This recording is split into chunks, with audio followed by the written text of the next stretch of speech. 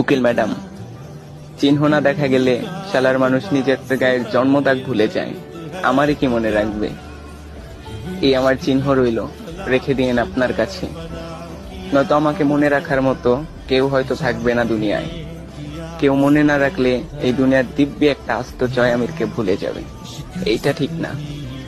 বড় সাহেব দিছিল এটা আমার 25তম জন্মদিনে 2012-তে। 75তমেও যেন থাকে আপনার কাছে। ততদিন আমি থাকবো না। ও হ্যাঁ, এটা সেই ঘড়ি যেটা আমার হাতে ছিল সেই দিন, যেই দিন আপনার সাথে ভার্সিটির মাঠে আমার প্রথম দেখা। আবার এই দিনও, যেই দিন আপনার নামে আমি একটা বলি চড়াইতে আসছি।